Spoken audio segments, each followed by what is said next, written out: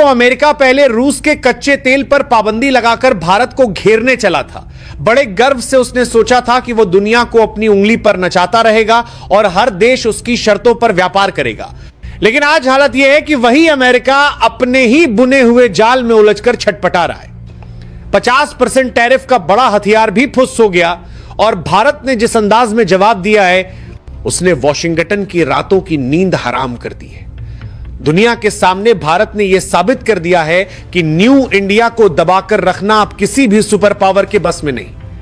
भारत अब खुद मैदान में उतरकर ऐसा दांव चलता है कि बड़े बड़ों का खेल बदल जाता है। अमेरिका का पूरा प्लान ध्वस्त हो गया है। वो सोच रहा था कि भारत पर भारी टैक्स लगाकर हमारे एक्सपोर्ट को गिरा देगा, हमारी फैक्ट्रियों को नुकसान पहुंचाएगा और हमारी अर्थव्यवस्था पर दबाव बढ़ाएगा। लेकिन जो हुआ वो बिल्कुल उल्टा हुआ। भारत ने अमेरिका को उसी के घर में घुसकर करारा जवाब दिया है। सोना चांदी की बढ़ती मांग, मजबूत घरेलू अर्थव्यवस्था और रिकॉर्ड एक्सपोर्ट ने अमेरिका की सारी गणित ही बिगाड़ दी। और इसी वजह से आज पूरी दुनिया पूछ रही है कि आखिर यह खेल हुआ कैसे। चीन, जर्मनी और यूके जैसे दिग्गज बस देखते रह गए और भारत ने बिना शोर किए एक ऐसा आर्थिक बिगुल बजा दिया जिसने आने वाले समय का संकेत दे दिया है। भारत अब सिर्फ उभरती अर्थव्यवस्था नहीं, बल्कि एक निर्णायक वैश्विक शक्ति बन रहा है। कहानी शुरू होती है उस दिन से जब अमेरिकी राष्ट्रपति डोनाल्ड ट्रंप ने भारत के खिलाफ आर्थिक युद्ध खोलने जैसा फैसला किया था। अगस्त का महीना था जब उन्होंने भारत के हजारों प्रोडक्ट्स पर सीधे 50% का भारी भरकम टैरिफ लगा दिया। सोचिए, किसी भी देश के साथ इतना बड़ा दंडात्मक टैक्स लगाने का मतलब होता है या तो वो देश घुटने टेक दे या फिर उसकी अर्थव्यवस्था बुरी तरह टूट जाए। अमेरिका इसी भरोसे पर कदम बढ़ा रहा था। उसे लगा कि भारत डर जाएगा, झुक जाएगा और अमेरिका के मुताबिक अपनी विदेश नीति बदल लेगा, खासकर रूस से कच्चा तेल खरीदने की नीति। लेकिन ट्रंप ये भूल गए थे कि ये आज का भारत है जो दबाव में टूटता नहीं बल्कि और निखर कर उभरता है। रूस के तेल पर पाबंदी लगाने का प्रेशर अलग था और 50% का टैरिफ अलग। अमेरिका की रणनीति साफ थी, भारत के लिए दो तरफा मुसीबतें खड़ी करो ताकि भारत को मजबूरन झुकना पड़े। लेकिन उसी वक्त भारत ने एक ऐसा कदम उठाया जिसकी किसी को उम्मीद नहीं थी। अमेरिका को लगा कि भारत का निर्यात तेजी से नीचे गिर जाएगा क्योंकि महंगा होने की वजह से अमेरिकी लोग भारतीय सामान खरीदना बंद कर देंगे। पर भारत ने इस चुनौती को एक अवसर में बदल दिया। यही वह पल था जब न्यू इंडिया ने दुनिया को दिखा दिया कि हम सिर्फ प्रतिक्रियात्मक नहीं बल्कि रणनीतिक सोच रखते हैं। जब अक्टूबर महीने के आंकड़े सामने आए तो अमेरिकी थिंक टैंक और आर्थिक विशेषज्ञों के चेहरे से रंग उड़ गया।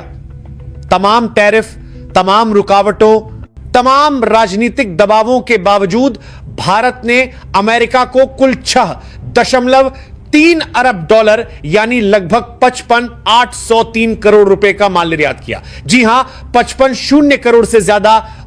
यह सिर्फ एक संख्या नहीं है, यह अमेरिका के चेहरे पर करारा तमाचा है।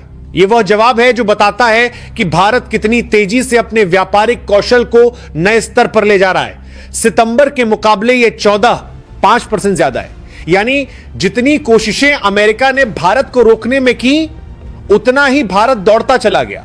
अमेरिका ने जिन उत्पादों पर भारी टैरिफ लगाया था, भारत ने उनका नुकसान होने नहीं दिया, बल्कि भारत ने अपना ध्यान उन प्रोडक्ट्स पर लगा दिया जिन पर अमेरिका के पास कोई विकल्प ही नहीं। भारत ने स्मार्टफोन, इलेक्ट्रॉनिक्स और फार्मास्यूटिकल्स यानी दवाइयों के क्षेत्र में अपनी पकड़ और मजबूत की। दवाइयों के मामले में भारत दुनिया की फार्मेसी है। अमेरिका चाहकर भी भारत की सस्ती और उच्च गुणवत्ता वाली दवाइयों के बिना अपना सिस्टम नहीं चला सकता। यही वजह थी कि भारत ने उन टैरिफ फ्री जोन का पूरा फायदा उठाया जहां अमेरिका ने या तो गलती से टैक्स नहीं लगाया या फिर अपनी मजबूरियों की वजह से दरवाजे खुले छोड़ दिए। फिर आता है स्मार्टफोन इंडस्ट्री का धमाका। भारत में एप्पल जैसी दिग्गज कंपनियां फोन बना रही हैं और इन्हें अमेरिका भेज रही हैं। यह अमेरिका की सबसे बड़ी कमजोरी बन गया क्योंकि चीन से दूर जाकर वे भारत को एक मैन्युफैक्चरिंग हब के रूप में इस्तेमाल कर रही हैं। अमेरिका भारतीय प्रोडक्ट्स पर भले ही टैक्स बढ़ा दे, लेकिन अमेरिकी उपभोक्ताओं के पास विकल्प नहीं है।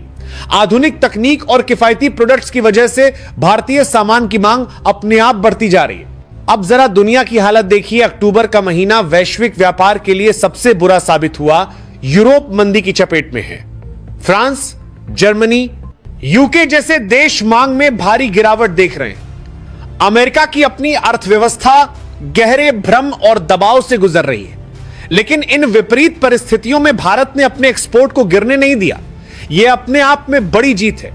स्पेन में भारत का निर्यात 43.4% बढ़ा और चीन में 42.3%। चीन जो हमेशा भारत का प्रतिद्वंदी माना जाता है, वहां भारतीय प्रोडक्ट की मांग बढ़ना खुद एक बड़ी उपलब्धि है। यह बताता है कि भारत की विदेश व्यापार नीति कितनी परिपक्व हो चुकी है। भारत अब किसी एक देश, एक गुट या एक बाजार पर निर्भर नहीं रहता। अगर एक दरवाजा बंद होता है तो वो 4 नए दरवाजे खोल देता है। यही असली न्यू इंडिया का कमर्शियल माइंडसेट है, जिसे दुनिया अभी समझना शुरू ही कर रही है। भारत ने अपने बाजार को डाइवर्सिफाई किया है और यह नीति हमारे एक्सपोर्ट को गिरने से बचाती है और कहीं ना कहीं अमेरिका की पकड़ को कमजोर करती है। लेकिन कहानी यहां खत्म नहीं होती। भारत के अंदर भी एक बड़ा आर्थिक विस्फोट हो रहा है जो दुनिया को समझ नहीं आ रहा। अक्टूबर महीने में भारत ने सोने और चांदी के आयात में रिकॉर्ड बना दिए। सोने का आयात 188% बढ़ा और चांदी का 528%। यह सिर्फ त्योहारों की खरीद नहीं है, यह भारत की बढ़ती संपन्नता का संकेत है। लोग निवेश कर रहे हैं, पैसा लगा रहे हैं, बाजार में मांग बढ़ रही है। इस बीच रत्न और आभूषण के निर्यात में गिरावट आई है, यानी यह सोना चांदी भारत से बाहर नहीं जा रहा, बल्कि देश के अंदर हमारी संपत्ति बढ़ा रहा है। यह हमारी आंतरिक अर्थव्यवस्था की मजबूती का प्रमाण है। 73.2 अरब डॉलर का कुल आयात दिखाता है कि भारत में मांग घट नहीं रही बल्कि बढ़ रही है। वैश्विक मंदी के बीच इस तरह की मजबूत घरेलू मांग किसी भी अर्थव्यवस्था के लिए सबसे अच्छा संकेत होती है। यह बताता है कि भारत संकट के समय भी अपने दम पर खड़ा है। यही वजह है कि दुनिया भारत को एक सुरक्षित, स्थिर और भरोसेमंद आर्थिक ताकत के रूप में देखने लगी है। तो दोस्तों, 55 करोड़ रुपए का यह निर्यात सिर्फ शुरुआत है।